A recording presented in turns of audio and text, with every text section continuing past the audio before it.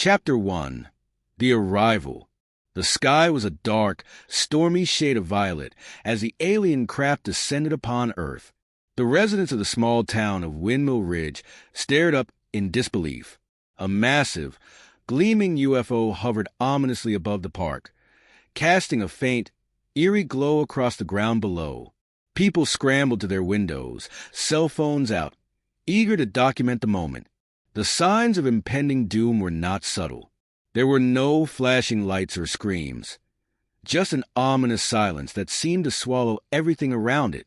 Inside the UFO, Commander Zorth and his crew prepared for the invasion. Zorth stood before his team, an elongated figure with a sleek, metallic exoskeleton, his alien features sharp and imposing. He looked at the giant view screen, which displayed the human city below. "We've observed their weapons. Primitive, but we are ready. We'll render them defenseless," Zorth declared confidently. His second-in-command, Morn, a grizzled veteran of many conquests, gave a slight nod. "They won't know what hit them, Commander. This planet will be ours by sunrise." As the ship continued its descent, Zorth's confidence swelled. After years of traveling the galaxy, conquering lesser worlds, Earth would be just another feather in their intergalactic cap. They had done their homework. The humans were unprepared for the advanced technology they wielded, and their weaponry was laughable compared to the superior arsenal of the Xander Empire. What they didn't account for, however, was a detail so seemingly trivial, yet one that would lead to their undoing. Chapter 2.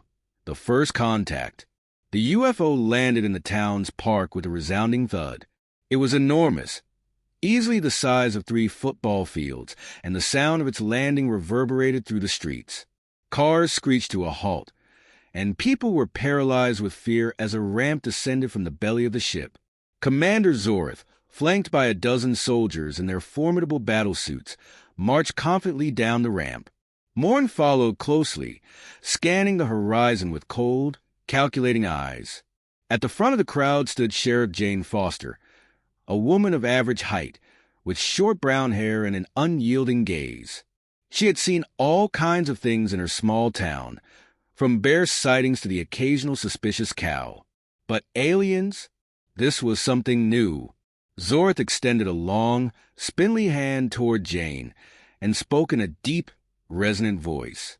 "Human, we are the Xander. Surrender your planet to us, and your species will be spared. Resist, and your destruction will be swift." Jane didn't flinch. She simply stared at the alien commander, as if he were just another guy who'd wandered into her town square. "Uh-huh," she said flatly, adjusting the belt on her sheriff's uniform. "I'm going to need you to step back, buddy. I don't know who you are, but I don't take kindly to people just landing in my town and making demands." Zorth was momentarily taken aback by the human's lack of fear. His sensors had indicated that Earthlings were supposed to be terrified of advanced species, not defiant. "Resisting, then?"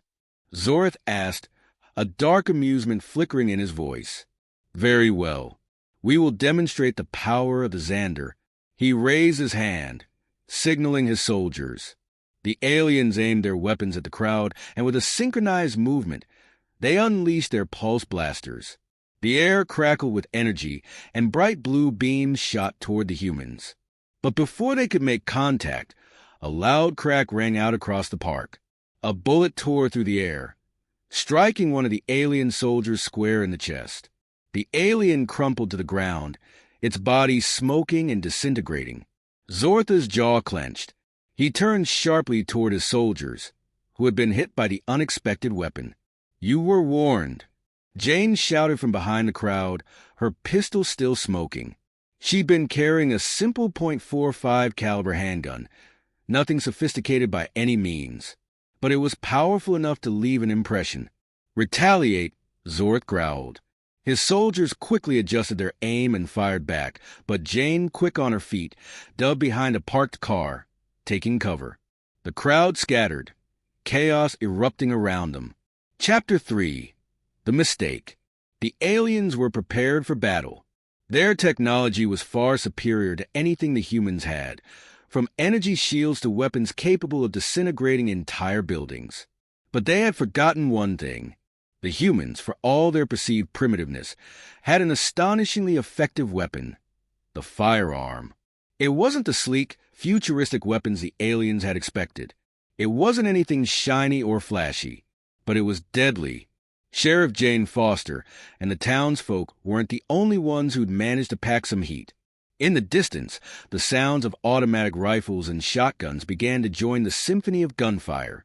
The aliens were quickly realizing that the humans might not have the advanced weaponry they had anticipated, but they had something far more dangerous: the element of surprise and the raw power of their traditional firearms. Zorth and his soldiers were not unaccustomed to combat, but they were thrown off balance. As energy blasts missed their targets, a few of them fell victim to the ruthless human fire. They were not accustomed to these primitive weapons, which seemed to defy their advanced armor. "This is impossible," Morn barked, ducking behind the wreckage of a vehicle. "Their weapons are so outdated. How are they able to pierce our defenses?" Zorth fumed. He had underestimated humanity, assuming their simple firearms would be nothing more than a nuisance.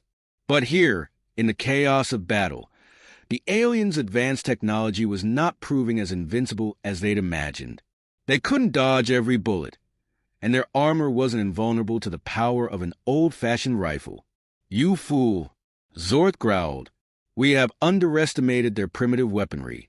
Initiate emergency protocols." But it was too late. The tide had turned. The humans were well versed in fighting on their own turf. Their weapons, while simple, were devastating when used effectively.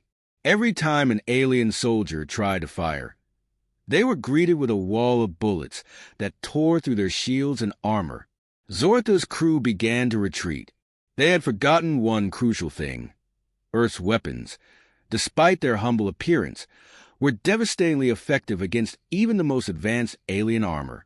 And as much as they had tried to bring down the humans with their superior firepower, they hadn't accounted for the simple, age-old power of gunpowder and steel. Chapter 4: The Aftermath. By dawn, the battle was over. The streets of Windmill Ridge were littered with the wreckage of the alien invaders' technology. Their once imposing ship, now a twisted metal husk in the middle of the park. The human resistance had succeeded, not through superior technology, but through sheer determination and the resilience of their simple, yet effective weapons. Sheriff Jane Foster stood in the wreckage, wiping the sweat from her brow. Her hand was still tight on the grip of her pistol, though the battle was won. "Well, I guess it's true what they say," she said to her deputy, who had come up beside her. "Never underestimate the power of a good OL American firearm."